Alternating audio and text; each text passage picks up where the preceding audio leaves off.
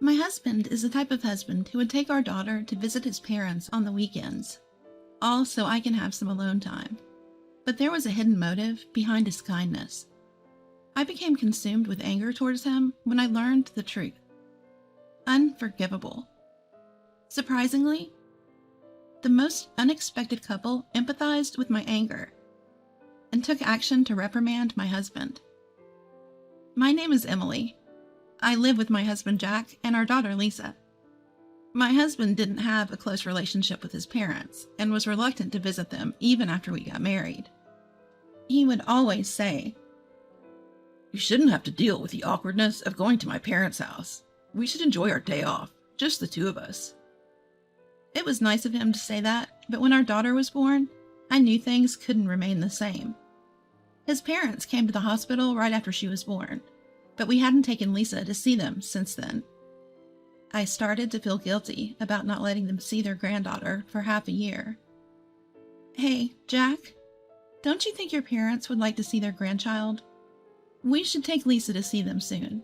It's only fair." "Don't worry about it.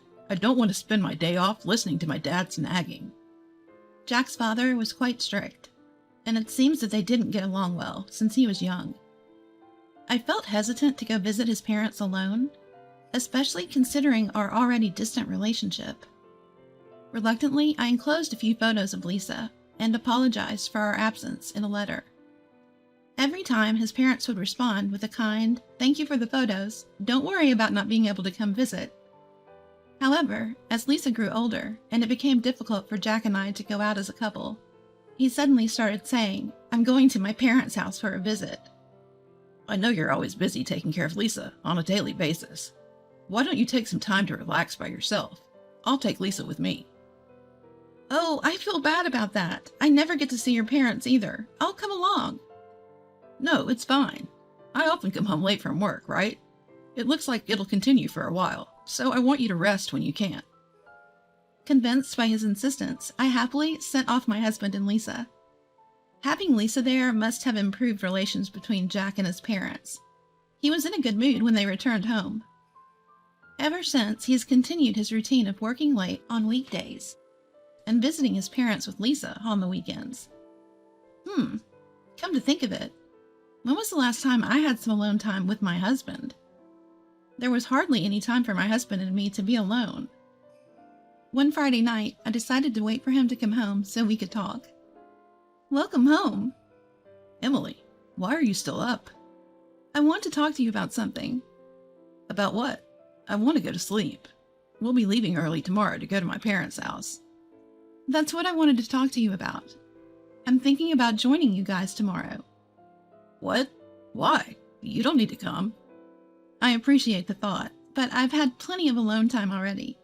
I'd like to see Lisa interacting with her grandparents every once in a while too, you know? Plus, we haven't had much time for the two of us to talk lately. My husband hesitantly replied, "It's kind of hard to say this, but it seems like my parents feel more comfortable when it's just me and Lisa. They feel a bit conscious when you're around." I was at a loss for words when I heard him say that. "Take some time for yourself at home." As I indulged in these words from my husband, I wondered if a rift was unknowingly forming between me and my in-laws.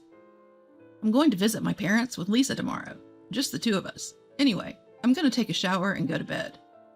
Jack spoke as he briskly made his way to the bathroom. With him putting it like that, there was nothing I could do.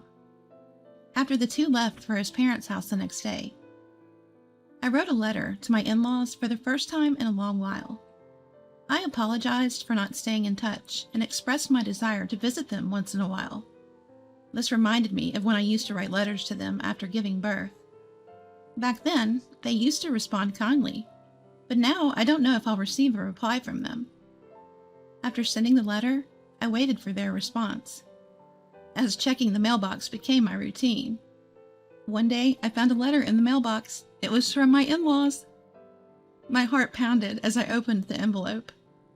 The content of the letter was something I didn't expect.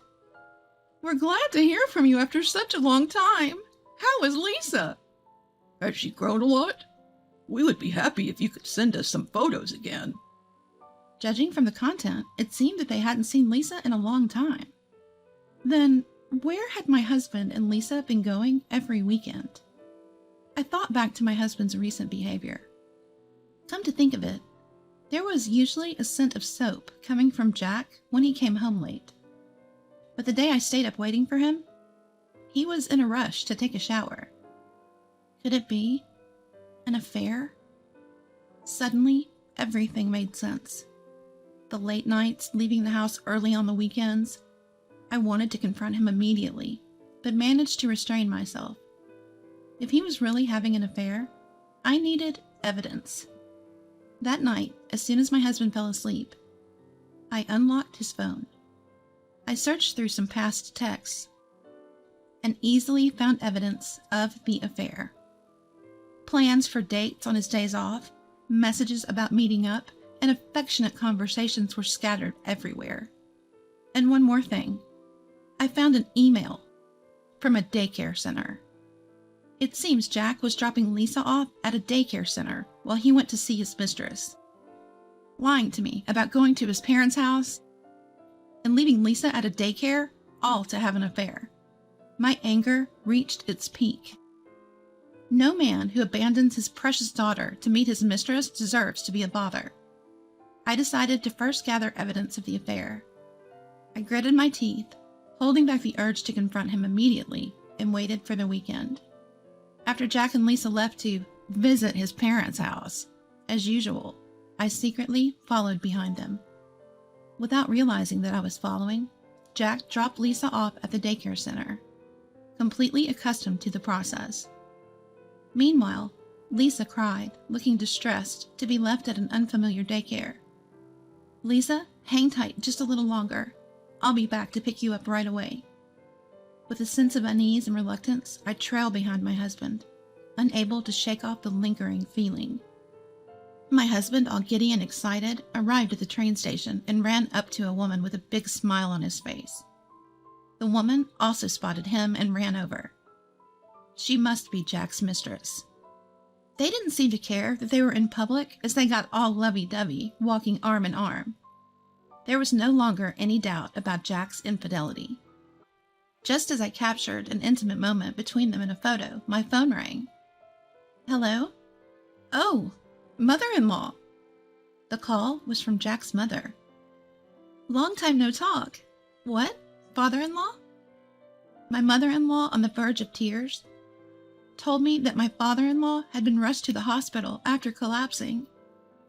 I hurried back to the daycare to pick up Lisa, and then headed straight to the hospital. My father-in-law was in the bed, still unconscious. Beside him, my mother-in-law had an anxious expression on her face. "Emily, thank you for coming." "Oh no, I should apologize for not being in touch." "That's not important right now." My mother-in-law noticed Lisa, and her eyes lit up. "You've grown so much. Look, honey, Lisa's here to see you. Please wake up." She spoke to her unconscious husband, her eyes welling up with tears. But there was no response from my father-in-law. She wiped her tears and spoke to me. "I tried calling Jack, but couldn't get through.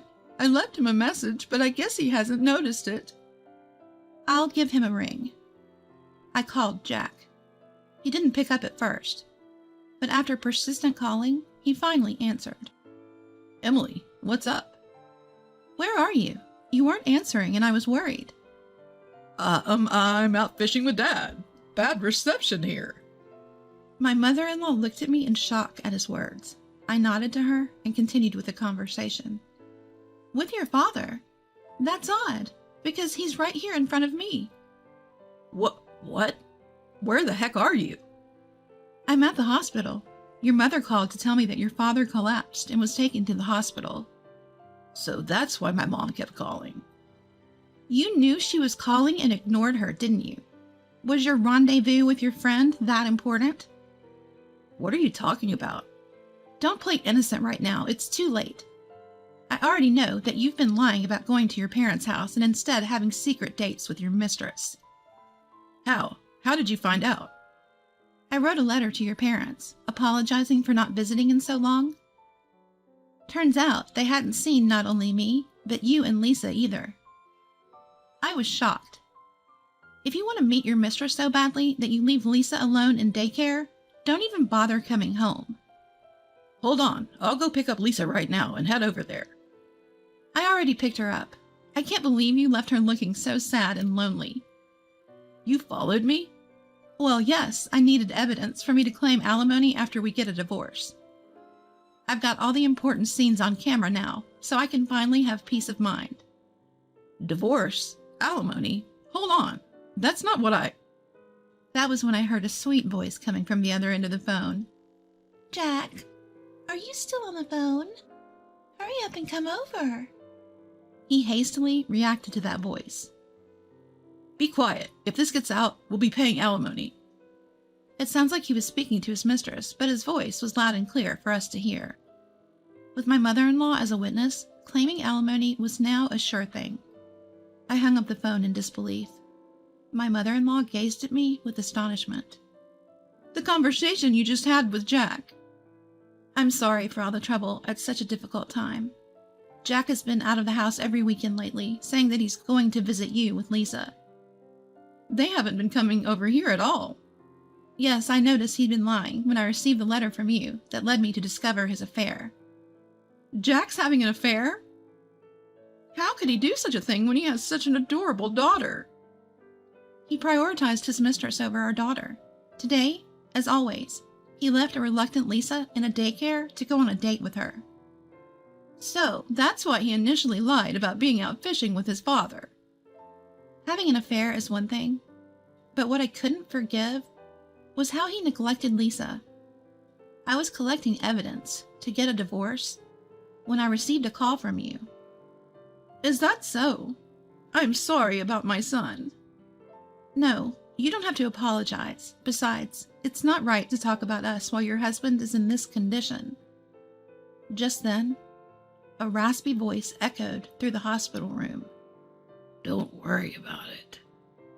My mother-in-law and I were startled as we looked toward the source of the voice. My father-in-law, who barely opened his eyes, spoke to me.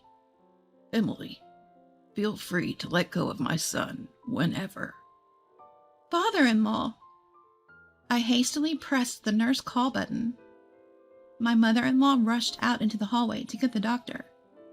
The doctor arrived and after examining my father-in-law said, No need to worry anymore. We'll keep him here one more day just to be safe. But if there's no change in his condition, he can be discharged tomorrow. Thank you so much. My mother-in-law and I joyfully held hands. My father-in-law was also watching us with a gentle expression. As the doctor left the room, Jack entered. Dad, are you okay? Jack, aren't you supposed to be on a date? My husband tried to calm me down in a response to my remark. Well, that was a misunderstanding. I just wanted some me time to unwind over the weekend. I might have blurted out something about going to my parents' place, but I haven't done anything to betray you. He looked straight into my eyes as he spoke. For a moment, I almost believed him, but I had concrete evidence. I won't be fooled by you anymore. I saw you meeting up with a woman at the train station. She's a colleague from work, and we happened to bump into each other. But you guys started walking intimately together, didn't you? We both hadn't eaten lunch yet, so we decided to grab some lunch. Then what about the voice I heard over the phone? I'm sure I heard. If they find out about us, we'll get hit with alimony. At my words, Jack seemed flustered, but continued to look straight into my eyes as he continued. I don't remember saying anything like that. Maybe it was a couple's conversation from the table behind us at the restaurant. It seems like he was going to play dumb until the end. Am I just going to be swindled again? Just as I thought that, my father-in-law shouted at Jack. Cut the crap. You've always been like this. When you lie, you always look people straight in the eyes. Hearing his father's anger, Jack immediately shrank back. In a barely audible voice, he retorted against his father. Dad, it's none of your business. None of my business. Have you forgotten all the times you've deceived people and caused trouble?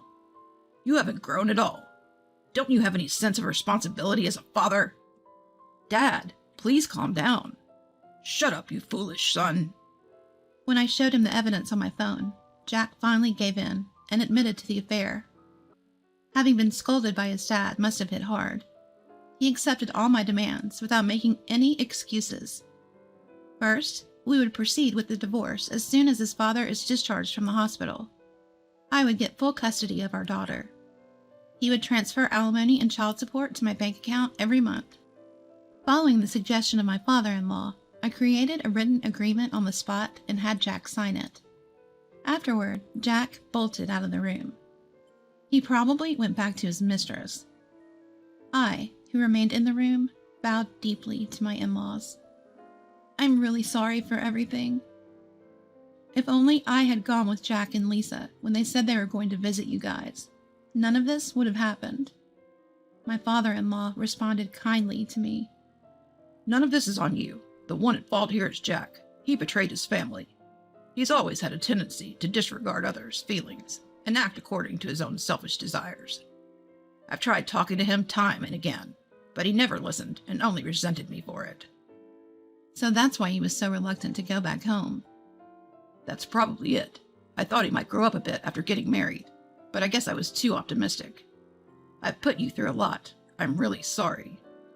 Oh no, it's me who should apologize. My mother-in-law hesitantly spoke to me.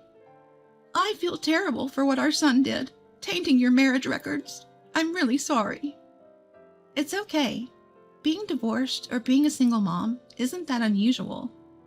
We probably shouldn't be the ones saying this, but we'd still like to see you and Lisa, even after you cut ties with our son. We'll do whatever we can for the two of you. So if you ever need help, please don't hesitate to ask. I had no intention of getting back together with Jack, but being a first-time parent was full of uncertainties. My mother-in-law's offer made me so grateful that I was brought to tears. My father-in-law agreed with her. Yep, I'd like to second that. Let us support you and Lisa in place of our foolish son. Of course, I'll make sure he pays the alimony and child support. Thank you both so much. I gave them a deep bow. After my father-in-law was discharged from the hospital, I started visiting their home with Lisa every once in a while. I didn't mind going to visit them at all, and Lisa loved spending time with her grandparents. I would have loved to visit even more, but I was worried about running into Jack. Perhaps noticing my concern, my father-in-law updated me on Jack's situation. As expected, Jack headed straight to his mistress's place after leaving the hospital. But she became unreachable a day after he brought up alimony. Apparently, they met on a dating app, and he didn't know her address or even her real name. Perhaps she was only after his money from the beginning, as she was much younger than Jack, and dressed in flashy attire. She must have realized that she couldn't get any more money and decided to abandon him. I couldn't find her either, so getting alimony from her was impossible. But thanks to my father-in-law, who advised me to set up the alimony a bit higher than average, what I received from Jack was sufficient for living.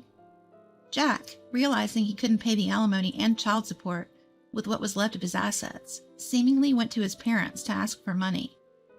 My father-in-law didn't let him set foot inside the house. I'm cutting ties with a foolish son like you. Don't ever come back. And don't you dare bother Emily. And with that, he was kicked out. Jack was barely making ends meet and was somehow scraping together alimony and child support. Hearing all this made me feel relieved. Since my in-laws cut ties with him, I didn't have to worry about running into him while visiting them. I must say, marrying Jack was a mistake, but getting to know such kind and wonderful in-laws was a silver lining.